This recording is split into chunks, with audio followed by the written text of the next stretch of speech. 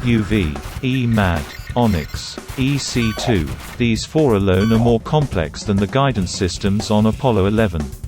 Not that they'd be audible in the vacuum of space, but still.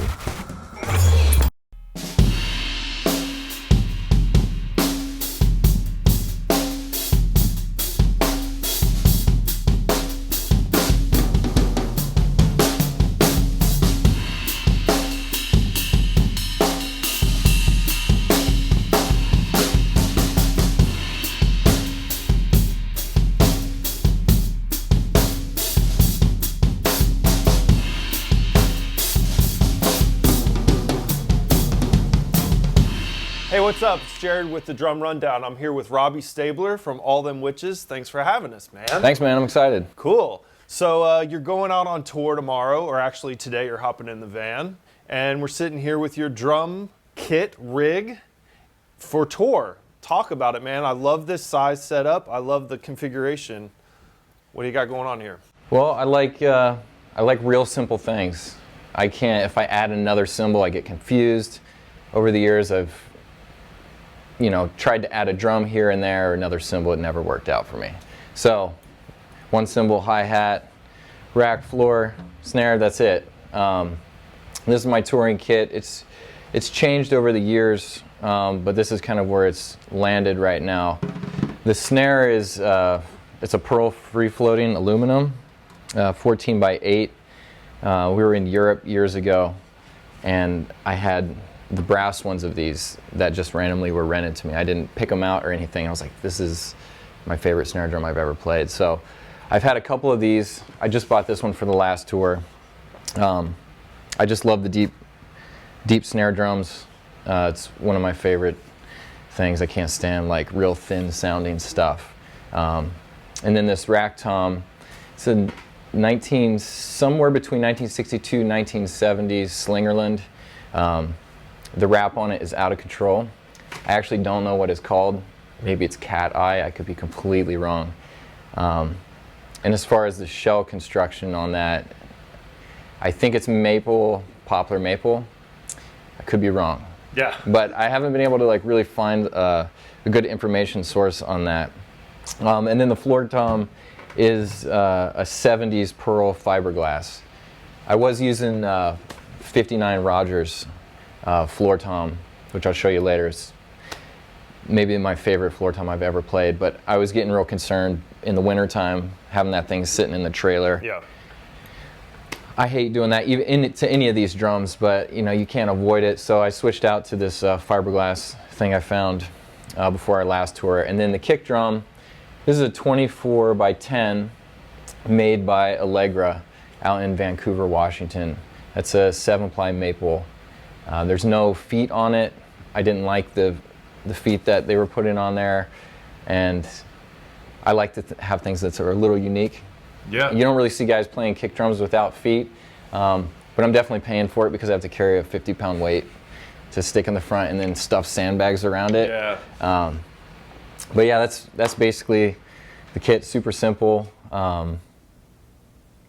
It's cool. I love you have this huge, thick, deep 8-inch snare drum, which is just like a monster, and then like almost the same like depth bass drum. Yeah. What kind of led you to playing the shallower bass? I love the 24-inch because it's got that huge boom. What kind of led you to the 10-inch? We did a radio show in Portland, I think in 2015, and the Allegra kit was a backline there, and I looked at it, but it was a small. It was like 22. And I looked at it and I was just like, I was laughing to myself. I was like, what the hell is that? I was like, I'm not gonna play that. But like the load in was ridiculous. Like you had to walk through downtown with your gear to get into this place. So I was tapping on it and I was like, actually that sounds really cool. So I played it, and then the guy hit me up. He's like, I saw you play those, what'd you think? And I was like, it was cool, man. I was honestly surprised by it. So I went to their place, and he's made me a couple kits over the years. And this is the one that I've been using consistently on the road. It's just got a lot of punch. And part of the reason why I got a narrow one is because I had one road case that I could fit all my drums in, and it was real skinny. And So I kind of built the drum set around fitting in this case. Hey, man. So it worked out perfectly. That's awesome. And it was unique, and it also sounded good too, which is, you know, the most important part. But the other things were just bonuses there. Yeah, you're getting a lot of punch and a lot of like heft out of that bass drum, and I noticed that you don't porthole it. How has that been, and how does that adapt your tuning? Do you do anything interesting with your tuning to kind of get that punch out of that specific bass drum? Well, for a long time, I just went back to not having a porthole on it. When I would tour in Europe and stuff, I didn't have this drum, so we were always using portholes on some bigger drums. It's just the way our sound guy wanted to do it. And we were having problems with people actually being able to make it sound good. The drum itself would sound good, but people couldn't mic it right in a live setting without a porthole. So to make it easier, I just went with a porthole for, I don't know, the past couple years, and then now we have a new front of house here in the States, and he's like, "What are you doing?" He's like, "You gotta not have a porthole." And I was like, "You're right. Like when I record, I never have a porthole." So what we're doing to get some added punch out of that is we've got a 414 that we put back here, and we're using one mic for the snare bottom and the batter side of this. It sounds fucking awesome. That's cool. Yeah. Yeah, and with this condensed set, you know, you have the two hi-hats. I know I've been wanting to ask you about this Dream thing, because this is like the stuff of legends with you, this Dream Bliss, because it's just this monster cymbal. And you've had this cymbal or a version of this cymbal for like a long time, right? This is a new one, but I had, so it's a Dream Bliss 24 with basically a flat bell. There's barely a bell on there. I've got this first one, this is the second one I've had. The first one I got was in Columbus, I think maybe in 2010, 2009, and it was super cheap. It was like $200. And what you could get, cymbal-wise in other brands, it was like at least $500. And to me, it sounds way better. You can smash it. It's got a great decay. It's not super harsh. I'm like ride heavy on a lot of our songs, so it works good as a crash, and I can stay on it too, and it doesn't overwhelm everything else that's happening with like a bunch of harsh high frequencies. Yeah. So I played the first one nonstop for 9 years. Beat the shit out of it for awesome. 9 years. That's some mileage, man. Yeah, nothing happened to it. And I've been trying to get Dream to hook me up, so, you know, I played this one for 9 years, and it actually developed like the smallest crack on it. Still completely playable, so I thought I was going to fix it and like cut it out with a grinder or something. Yep. Did not work out. I made it 100 times worse, and then it was actually unplayable. I actually just sold it over the pandemic. I was hawking some of my crap because, you know, we weren't working. And then I went with some 22 Constantinoples, which sounded great, but I was breaking them, and they were too expensive to keep up with. So I had to get this. Yeah. And it's the best. I mean, every night on tour, people want to talk about this. Yeah, it's every night. Someone's like, "What is that? That's the best first thing I sound wanted I've to ever talk heard." to you about, because like I'm listening to the records and I've seen you live a few times in different environments too, and I'm always like, man, he's getting so much dynamic kind of range out of this one monster cymbal, which is usually just like a wash nightmare, and you're really kind of getting a lot of range out of it. It's a really cool cymbal, man. Yeah, it's great. And then also the hi-hats, always kind of wanted to know, and now I get to like cheat and see. Yeah, so there's, over the years, there's been a couple different ones. They're actually Dreams. These are Zildjian Constantinoples, but I have the Dream versions of this for the hi-hat, and I use those since 2009 or 2010 as well, but now they're cracked. Okay. They've lasted longer than the other cymbal, but they're a little trashier sounding, which I like. I use them a lot on recording, but for live, I think I just wanted to go shopping or something, and I was like really into these. And they cut a little more. There's a little more sharp clarity there in a live setting. So yeah, I've been using these Constantinoples for a while. I really like them, but I like the Dream ones too. I still have. I bring those as backups. Cool. And then on the bass drum, I see a DW3000 down there. Yep. Is that kind of your ride or die for a kick pedal? That's totally circumstantial, actually. Okay, well, we'll just cut that. No, keep it. We can talk about it, because I was using DW4000 for a while, and I loved it. For me, every time I try a different kick pedal, it's like, it's a love-hate thing. Like I have to, it takes a long time for me to get used to something. Like everything's always set up exactly the same way. So if I change a kick pedal, like I get stressed out. I'm like, this feels different. Like I don't even know how to like adjust it to like get it the way I want to. So I just have to get used to it. And I was using the Trick Bigfoot pedals for a while because the footboard on them is huge, and I got a big foot. And I liked that, and it was a cool design, but I kept breaking them, like snapping the parts and stuff. So I just went back with this. I was like, I can't keep buying those pedals; they're too expensive. So is it my ride or die? It is, because now it's my only one. Yeah. Okay. Fair enough. Yeah, that's awesome. So in a live setting, on tour, how do you get consistency in your kit? I know for me, I have like a little like yardstick that I bring with me with like little marks on it, like a psychopath, because I'm so like anal about things being set right, because like I do get like weirdly out of sorts, and like it's kind of home if everything is where it's supposed to be. Do you have any tricks or cheats on the road to make sure that your kit is exactly where you want it every night on a run like that? I do. I mark my drum rug, which is funny. There's like 8 different colors of tape on there over the years because it changes here and there. But I use paint markers, and I like mark heights.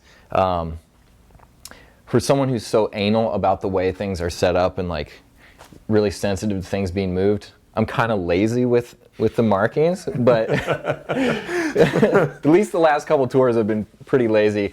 I kind of think I have it dialed now where I just, you know, I know when it feels good. But I do have some markings, and I spike my rug, and I don't collapse any of the heights. I don't think anybody does, but like sometimes we'll get some stage hands, and the next day I'll pull my stuff out, and like my snare stand is like this tall, and I'm like, oh man. Some stuff I don't mark that they collapse, but yeah, I try to keep it all the same. I use a big tripod case. I've been using it for years for the hardware, so I just fold the legs, drop it in, and you know, I don't really have too many problems with things moving anymore. I used to have a lot of problems with kick drums moving and all that stuff. But that's what the 50-pound weight is for. That's awesome. This is a Lean Mean tour kit, man. This is awesome. I'm seeing Evans G2s on here. What led you to use these heads? Diodario started hooking us up a few years ago. And with the vintage shells, like some of the stuff I was bringing out that's in the corner, I'll show you.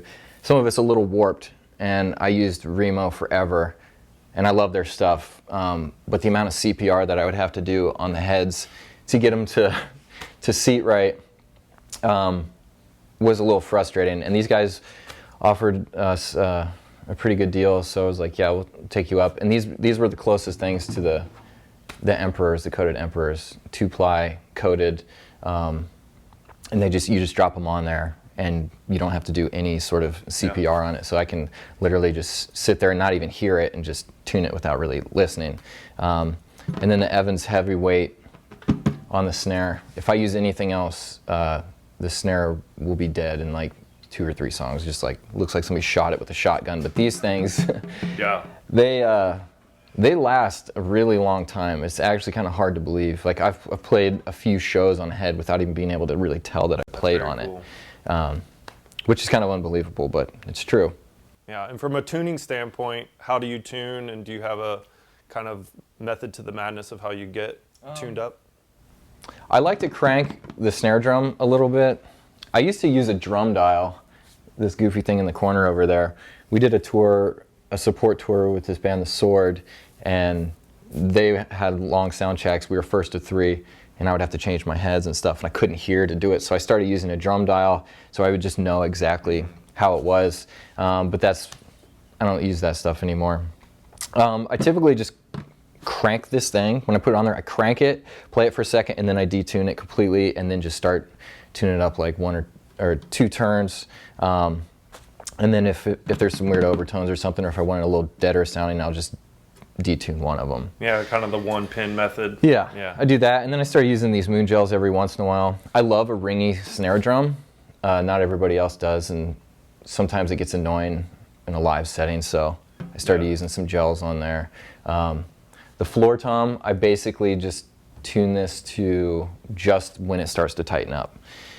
Maybe just a hair past that. Bottom heads are tighter than the top, except for the snare. Snare bottom and the snare top, pretty similar in tension.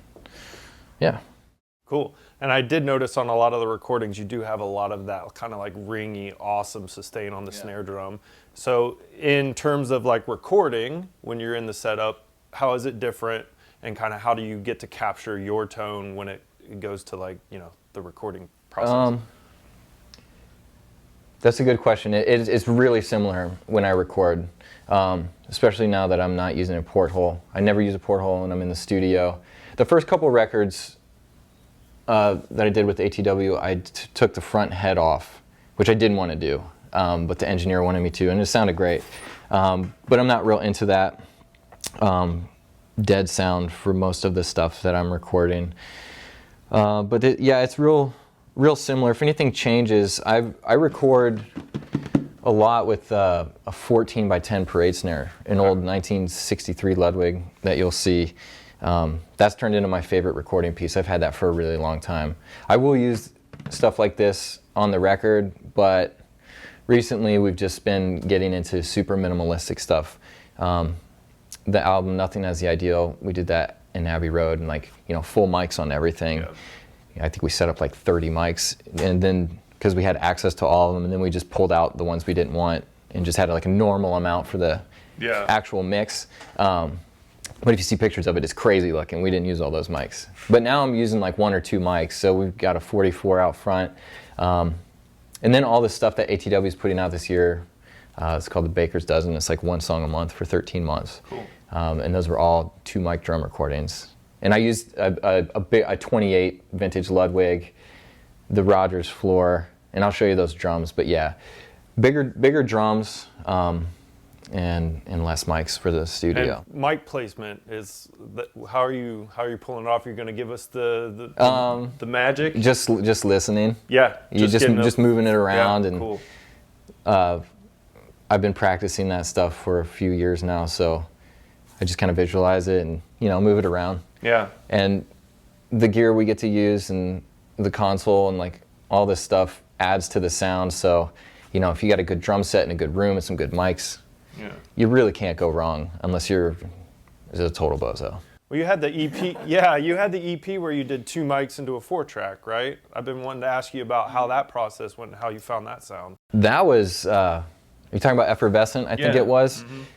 Yeah, I think we just had some time off at my home in Columbus years ago, and we just had this 4-track, and Ben just set it up. I didn't know anything about recording back then, but we just set up in my living room, and it was a Rogers kit that I was using. And we just jammed. I don't really think we thought too much about, or at least I didn't think about any of that. It's just like super lo-fi. Like, there was nothing. It was just no preamps or anything. Just there's a lot of energy in the recording, and it sounds really great. I know you guys track everything live. Do you try to take that kind of ethos into everything that you're doing now, even with Abbey Road, just like track live, really raw in the room?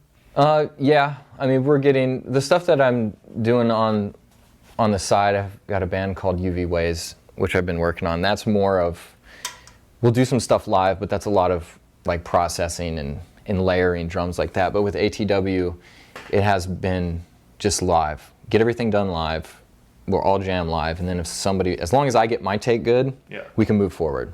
And then if somebody else fucks up, like they can overdub or redo it later.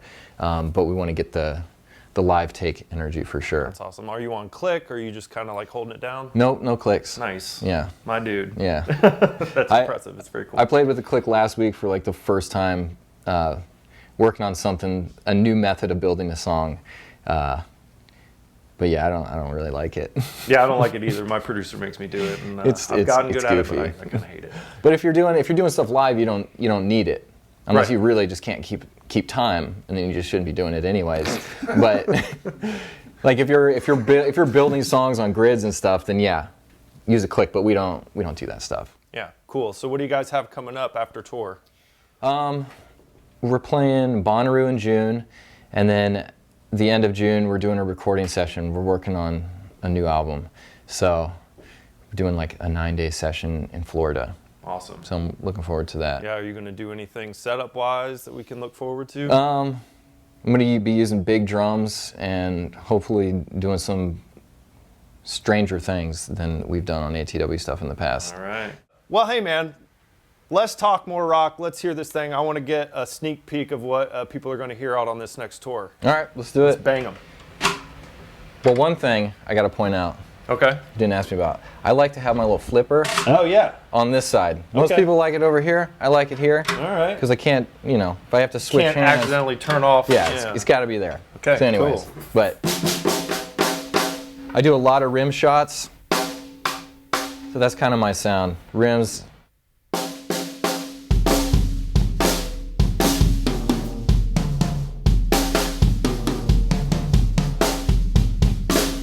Sorry about your ears. No, that's okay.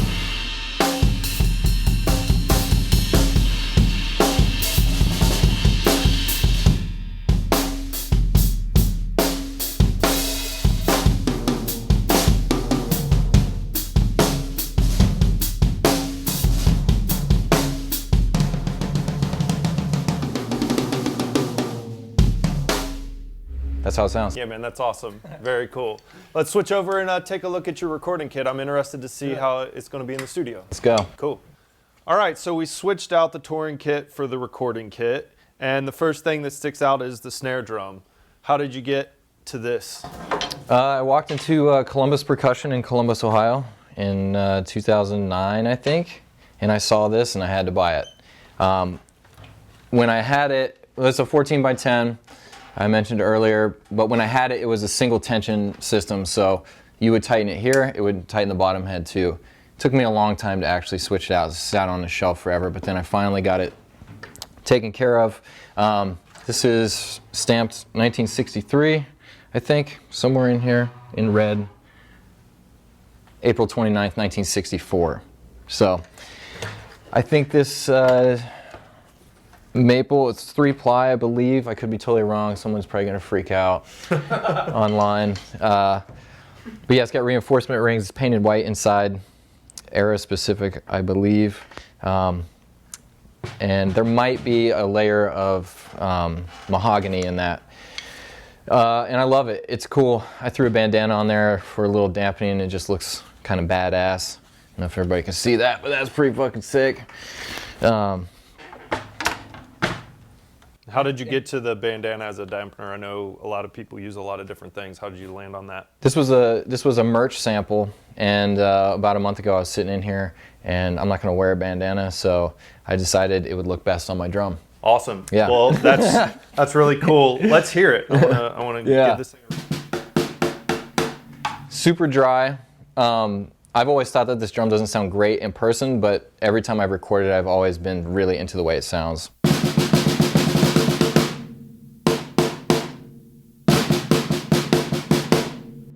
Super dead, very dry, very woody sounding.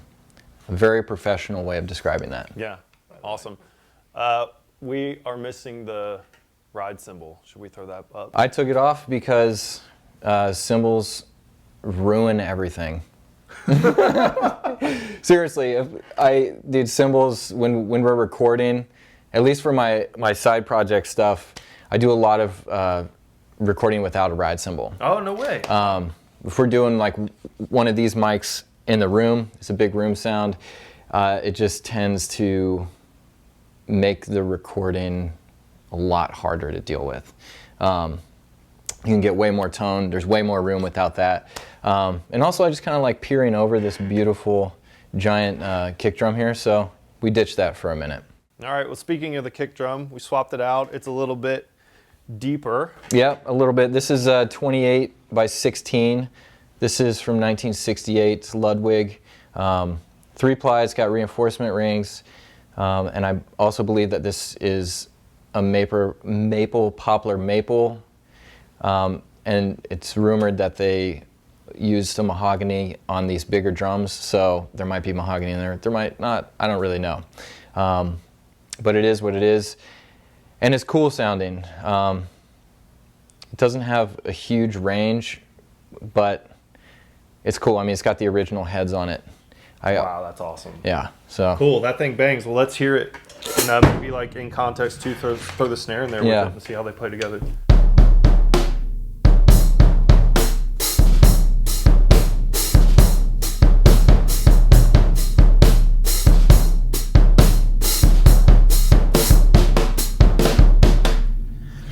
So that's that. That's awesome. I threw this felt thing on the front there just to...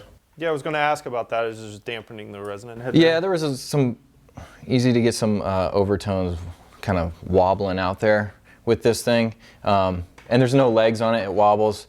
These tuners, like some of these are bent and all wonky.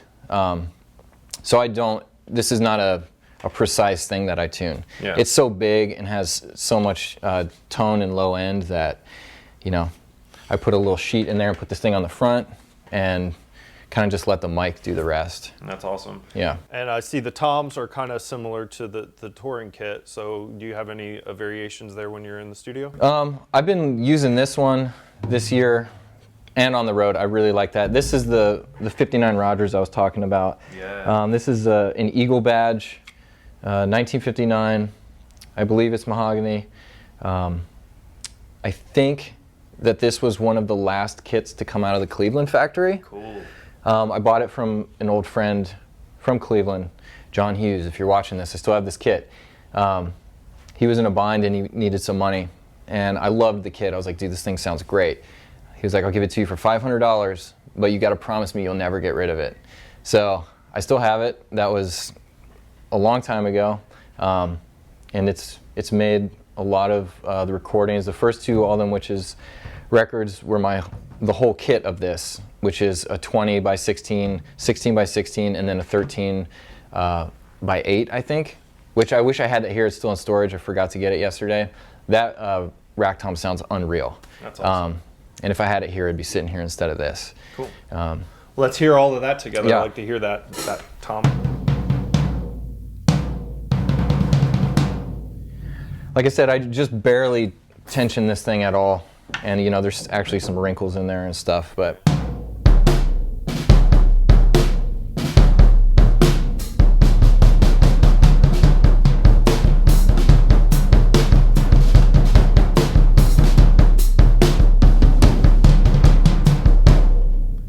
I don't know if you guys can tell out here, but I'm sitting back here with a thunder god, just like rocking this thing. This is so awesome. So in terms of recording, kind of like workflow wise, do you get a take here just with this kind of pared down and then you add the ride cymbal in, or is it? Well, for this stuff I'm doing outside of All Them Witches, I'm experimenting with all kinds of things. Okay. So yeah, I've actually gone back and like tracked cymbals later.